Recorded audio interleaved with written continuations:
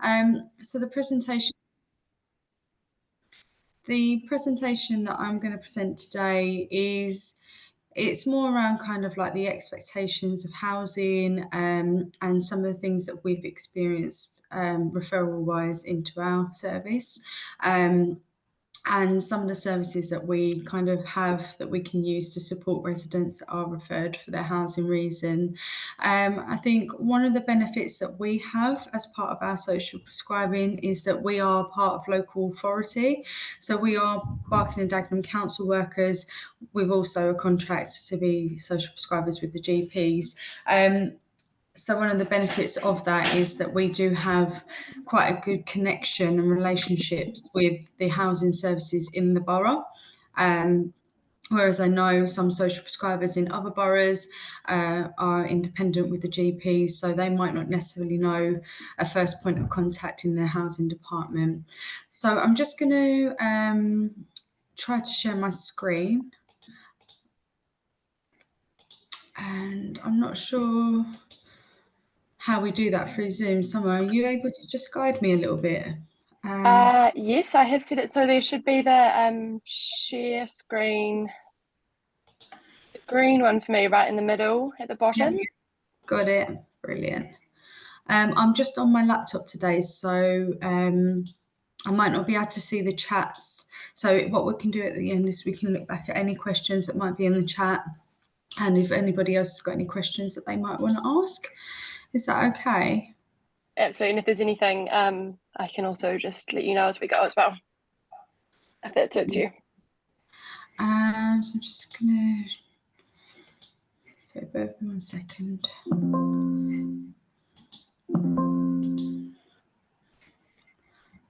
I've got quite a few things open, so I'm just going to get rid of some of the stuff so it makes it a bit clearer of what I'm sharing.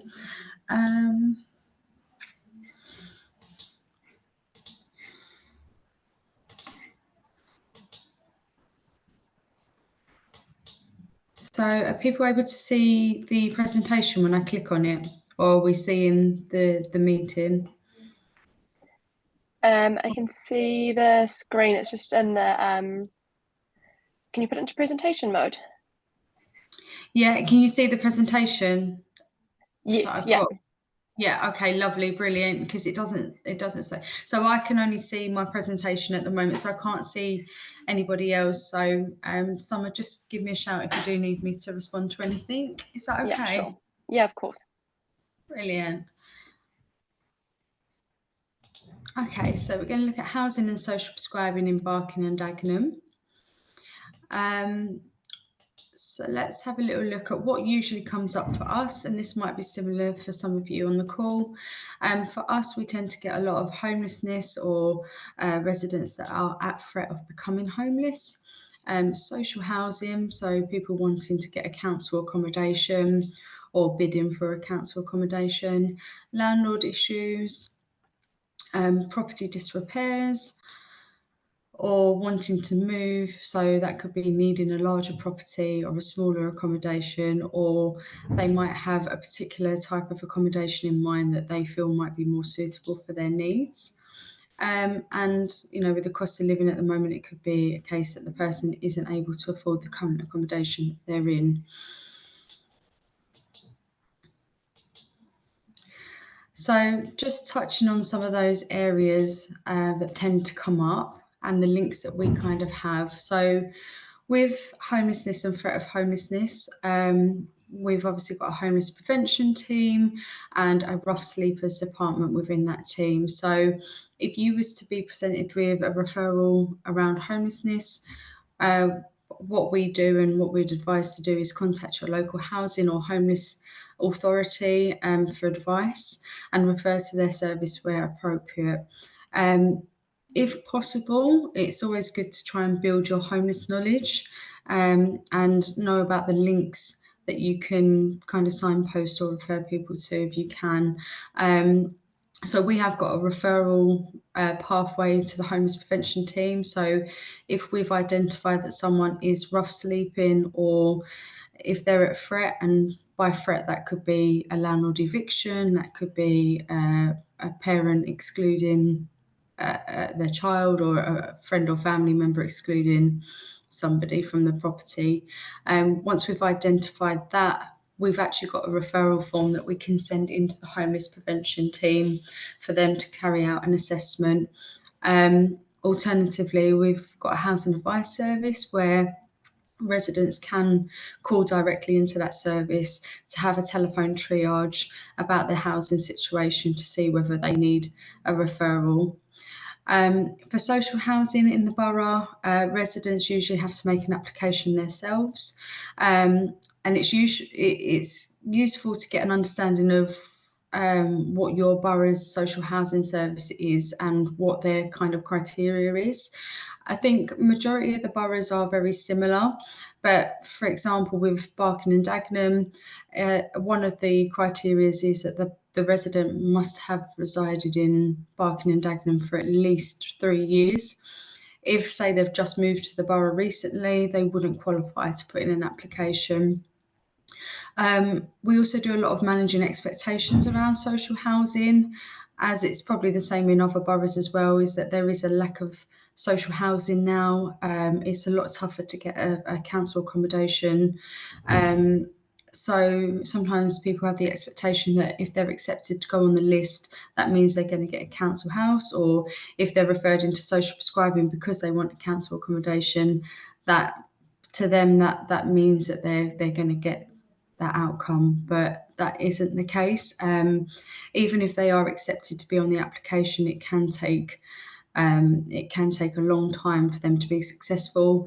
It could even be a case that they may never be successful. It all depends on the need of that person, household size, priority needs, etc. With landlord issues and property disrepairs, we do have a private licensing team within Barking and Dagenham, and they assist with enforcement against landlords that might be acting unlawfully. For example, a landlord could be issuing an eviction notice that isn't a legal eviction notice. So, for example, they could be verbally telling that person to leave, or putting a handwritten letter to that person when actually they have a legal process that they must follow in order to evict somebody. So the private licensing team do have the skills and knowledge to put in enforcement and have those conversations with landlords that aren't doing what they should be doing. They give advice around tenant rights, etc. So yeah, we've got a good connection to that team. If in your borough you don't have a team like that, you can refer to like your local Citizens Advice Bureau for legal support around that. For council tenants in the borough, we do have like a landlord service team that might support with any disrepair issues that are happening in that council accommodation, and we have a tenancy sustainment team as well that might support with council tenants that perhaps are falling behind on their rent. They're there to try and help sustain the property, give that person the support to try and obviously make sure that they don't then end up getting to that stage where it could possibly be an eviction.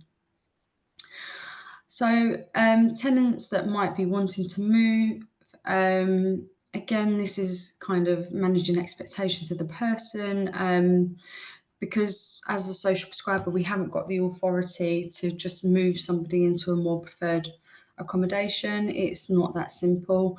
But what we do tend to do is we give general advice on what the person can do to help themselves in searching for an alternative or more preferred accommodation. So for example, we might signpost them to information and links on how to find a property like Rightmove, Zoopla, etc.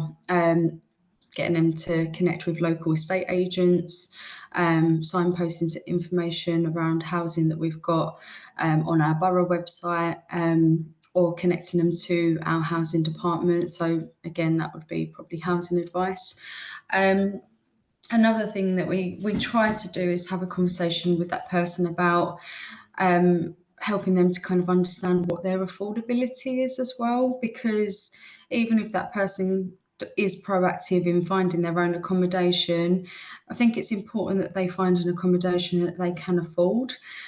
because obviously if it's a case that they can't afford it, then that's when you lead to rent arrears and possible eviction, and that can cause further difficulties in the future for looking for alternative accommodations. So yeah, most of the time we signpost to, you know, to like our housing website and stuff that has all that information about what they can do to help themselves. And I guess that kind of fits in nicely with the next bullet point about being unable to afford the current accommodation. We might want to get a better understanding of why they can't afford it, what is their affordability. And it's not that we don't necessarily do kind of financial assessments with residents, but we have services that can give financial support. So if somebody's saying they can't afford the accommodation, we might kind of ask a few more questions around why can't they afford it? Are they accessing any services for financial support? Do they need to be connected with services for financial support? So that's what we tend to do around that, and giving them options around what they can do, and kind of like what areas might be more affordable for them, and getting them to understand about like local housing allowance and benefits and stuff like that. So again, majority of all of this is kind of getting that person connected with the right services to give them a better understanding of what they can do as well. So just we touched on this briefly. So just an example of some of the Barking and Dagenham housing services that we have within the council. So housing advice service, homeless prevention team. Within the homeless prevention team, they do have a few officers that are specifically supporting like rough sleepers. So people that present homeless on the day. Landlord services, tenancy sustainment team, private sector licensing team, sheltered accommodation team, which is for older people. I think it's from the age of 65 plus. We've got sheltered accommodation that it still provides independent living, but we do also have a range of accommodations that might be a little bit more kind of, they might have like a warden on site, so it's still independent living, but they just might have a bit more care on site for those that may be a bit more vulnerable. And then we have affordable lettings, which used to be called Barking and Dagenham Reside, and what that is it's supposed to be more affordable accommodations, but it's for residents in the borough that are in employment. So the part of the criteria is basing around what their income is. If it's a couple, the couple can put their income together, and then they can go on a waiting list to see if they can be successful in securing an accommodation that way. So it is supposed to be slightly cheaper than private renting, and because it is part of local authority as well, it's not classed as social tenancy, so it's not a council accommodation, but Barking and Dagenham do manage these properties, so there is a little bit more of a sense of security, I suppose, rather than a private landlord, where you could possibly be evicted, after the first year of your tenancy. And then I don't think you guys will be able to access this link, but at the bottom I've just put the link to our Barking and Dagenham website. But if you do want to check out the information that we've got online, you can just do a Google search, LBBD housing, and you can do that with pretty much anything for Barking and Dagenham. So if you wanted to know about council tax, for example, you could put that. We've got quite a lot of information on our webpage. So is everybody okay there before we move on to the case study? Is there any questions before we move on? I will ask one if that's okay. Yeah, sure. Hi, so is there any, because I seriously have no idea about the Barking and Dagenham. I have very few percentage of the patient, but some of the patients are really need help with housing. So I'm just gonna start with the beginning. Is there any sort of minimal criteria to apply for housing? For instance, There's sort of a minimal criteria, but for the Havering, I have a minimal criteria of staying like 6 years within the Havering, then only they can apply for a housing. So is there any sort of like any minimum criteria? So it depends on what department it is. So as examples, so social housing. So if you wanted to go on the bidding waiting list for Barking and Dagenham, they've obviously got a list of criteria, but one of the main criteria is that person would have had to have resided in this borough for a minimum of 3 years. Okay, so that's 3 years in minimum in Barking and Dagenham. All right. In Barking and Dagenham, yeah. Unless that's changed, as far as I'm aware, that is 3 years. And then with our homelessness, it's a slightly different. So part of the local connection criteria that they look at is, has the person resided in this borough for 6 months out of a year? So as long as they've been in the borough for 6 months, they can make an application. But with homelessness, they've got quite a few criteria that they look at. The first one is that person homeless or at threat of homelessness? Their eligibility, so looking at their status and their rights to apply. Looking at, do they have a priority need? For example, a priority need could be mum with a child. Obviously, the child awards a priority need because we can't have a child street homeless. Then it looks at local connection, the 6 months out of 12. And then the last one through the assessment would be intentionality.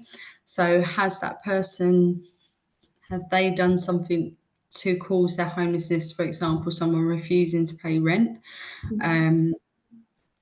Someone might have caused a lot of ASB, or they might be responsible for the reason why they've been evicted. So they're the main criteria that homelessness would look at. So for your borough, just a little tip would be, if you can try to find out, and I don't think it's expected of you as a social prescriber to know the criterias. I'm fortunate that I do know those because I've got a bit of a housing background. But I think for you, probably just understand what housing departments you have in your borough, and what's the referral process. Because I suppose even if that person doesn't meet the criteria, because you wouldn't be expected to know that, but as long as you know how to refer and connect that person with the right and the appropriate housing service, then it would be for the housing department to maybe have that more in-depth conversation with that resident to see that if they do meet the criteria for assistance. Does that help? Oh, yes, absolutely. I was just completely out of my queries basically because I know the criteria of favoring. So I was just Yeah. I wasn't aware of some such criteria in Barking and Dagenham. But yeah, Yeah. thank you so much for enlightening me. So it's good to have all the information. Thank you. You're welcome. I think most local authorities are probably quite similar in their criteria. But yeah, it doesn't hurt to try and get an understanding, especially knowing the referral process, or even if, you might look on the website, there might be a contact number and an email address for that housing department, which you might want to call and just find out a little bit more through them, or it's a way to signpost that resident to the right service if they haven't got a direct referral pathway. So like homeless prevention with our team, external services in the council, or it's hard to say because we can refer directly there because we know the referral process, but they don't. So on there, say if a resident was just looking online because they want to self-refer, they wouldn't have access to the referral form that we use. They would just be told to call the housing advice service, and then over that phone the triage officer within that department would do a brief assessment and fill out that form with them if they feel they met the criteria, if that makes sense. So your housing department might not necessarily have a direct referral for like external people, but they might. You should be able to see some information about how you can get that person connected to that service. All right. Okay. Yeah. So it's really good to know all these processes, referrals, and criteria. Thank you so much, Jessie. Thank you. You're welcome. Is there anybody else? Any other questions? There's nothing in the chat. Lovely. Okay. So I'll just skim through one of my case studies that I did. This was around housing. So this is the process that we followed after the referral was made. So a social prescribing referral was made by the resident's GP, and this referral was around housing, money and debt issues. So what was done is it was confirmed, we made contact with the resident, and it was confirmed by the resident that she's having issues with her landlord, which was impacting on her mental health. She said that her landlord was threatening eviction and to increase the rent. So I remember that she was saying to me that if she was refusing to move, then he was going to increase the rent, which the way he was trying to evict was unlawful, and also a landlord cannot increase the rent without a formal agreement from the tenant. They can't just, they if that was agreed, they'd have to issue a new tenancy agreement and have that person sign it in order for them. They can't just put the rent up as and when they feel. So this was having a huge impact on her mental well-being. Resident and her family were looking to increase their finances. She advised that this would help them to move, and also her husband was on a contract that was planning to end, so they were looking to kind of increase their income. She also confirmed that she would like to build her social network because she felt that this would help her well-being. So connecting to other services. So what happened next is I discussed what options and services were available to the resident, and also for her and her family to explore. I was also able to give her some useful information around her rights as a tenant and what could be done about the landlord and what she can do to help resolve her housing issue. So action that was taken, I emailed all the information that we discussed. Sometimes it's a lot of information to take in, so I always like to just email over what we've spoken about, just so that residents got that, they can reflect back on it if they need to. I made a referral to our private licensing team. As we touched on earlier, they're there to give enforcement to landlords that are acting unlawfully, which clearly this landlord was. We made a referral to our job shop, just to kind of help with employment, to increase their finances, and referred to a service that we was using at the time called Castle Point, which was a befriending service. So that was to kind of help build her social network. And we also made an additional referral to Citizens Advice just to give some additional housing and legal support. As part of our social prescribing, we do a follow-up call around 8 weeks' time. So we do the initial contact, we find out what's going on, we get them connected with services. Then we take a little bit of a step back just to let those services engage with that person. And then we do a follow-up call just to check in to see if anything's changed and hopefully see that there's been positive outcomes. So during a follow-up call, it was confirmed by the resident that her and her family have now moved to an alternative accommodation. She expressed that she was very happy and felt that the pressure had been lifted from her shoulders. She said that the husband's work was extended, which was a good thing, but they were still engaging with Job Shop just for alternative employment. She wanted to look for work herself and just to see if there was anything else that could, increase their finances. So planning for the future, resident confirmed that she was engaging with an officer within the private licensing team, and she was getting support with legal action against the previous landlord. She was also engaging with CAB, Citizens Advice, and also liaising with the job shop. At the time, when we first spoke, she was already attending counselling, so we didn't need to duplicate that, but she confirmed that she was still engaged with counselling and she felt like she was getting back to herself again.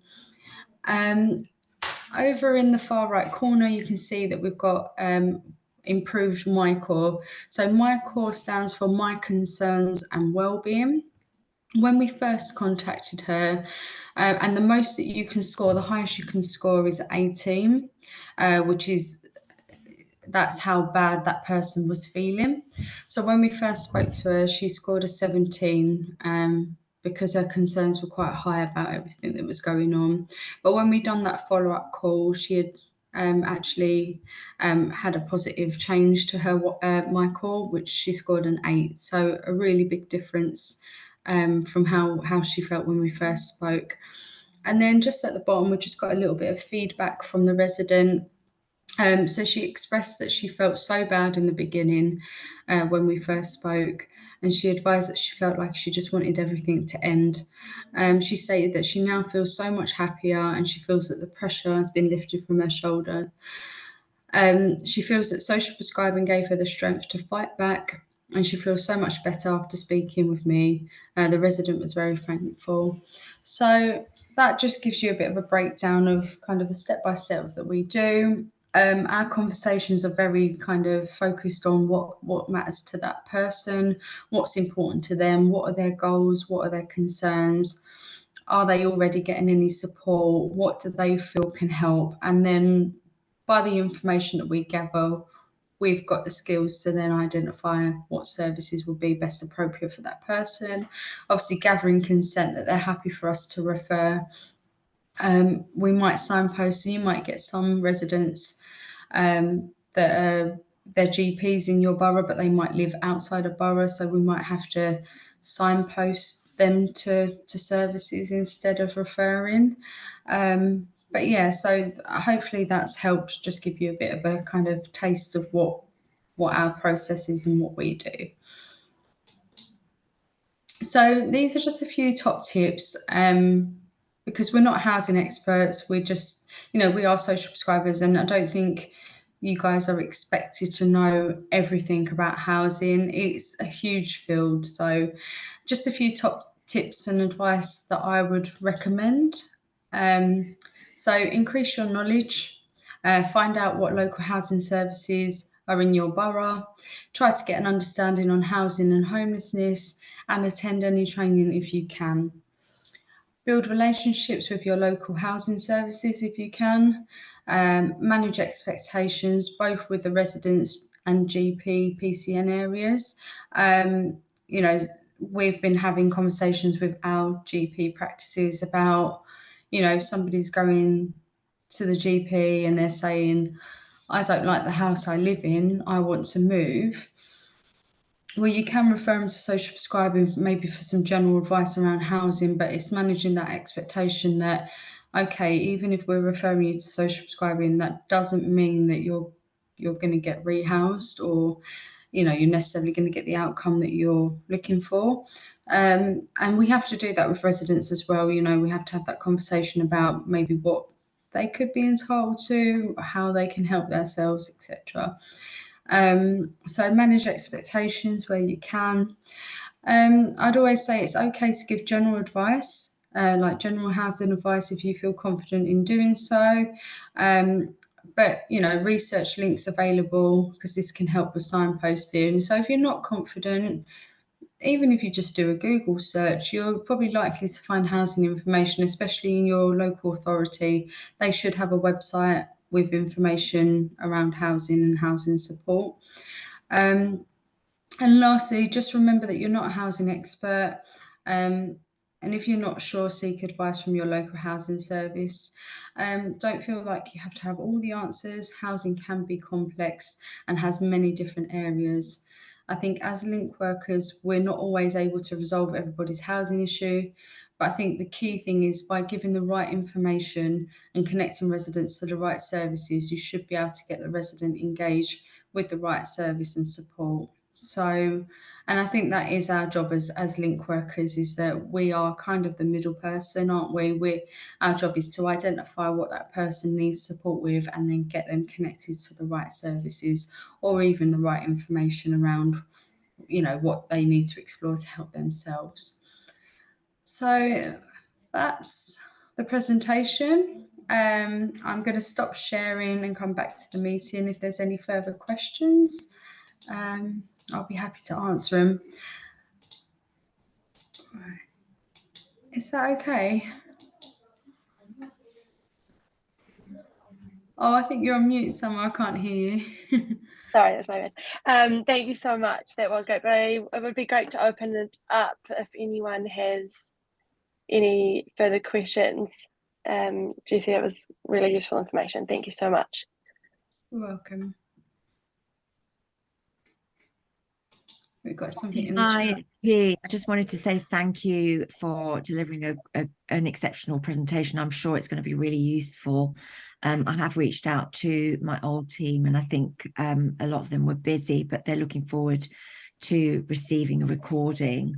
So I'm sure you might get some questions afterwards as well. But thank you for that. Really insightful. I love the case study. It just goes to show there's so much more around you know, mental health issues and health issues that can be resolved simply through asking the right questions and providing the right resources, right? Yeah, definitely. I mean, I don't know if other social prescribers have the same, but we generated a bit of a template, like a bit of a guidance kind of questions. So, and a lot of it is kind of, okay, what matters to you? What are your goals? So it kind of, I mean, now that we're more experienced in it, the conversations do just flow. But in the beginning, we had a bit of a template that kind of guided us in just making sure that conversation went well and that we was gathering what we needed. But it is very much led on the residents. They will disclose to you what they want, even if the focus is around housing. If there's other issues, they will tend to kind of offload, and then we've got to like pluck the information that we need. But yeah, it is very much focused around that and giving them that ownership in their circumstances as well, and helping them to achieve their goals. Absolutely. I think it would be really useful to see your template. Have you shared it on the NHS Futures platform? I don't think we have, and we're not using because when we first started social prescribing, we were very much, because we're not using the GP systems, we were very much on kind of Word documents and spreadsheets, and that's kind of how that started. We've recently this year got a system that we're actually using now for social prescribing called Joy. Yeah, I've got to moving that one. Yeah, which is so we did copy and paste kind of the template on there. And the good thing about Joy is now because it connects to the clinical records, we can send updates through the clinical record. So if we've done like a wellbeing scoring, we can send that back to the GP record. So it's on their file, and the GPs can then see what's happened with that person. Yeah, that's excellent. Well done. Thank you for sharing your experience. Thank you.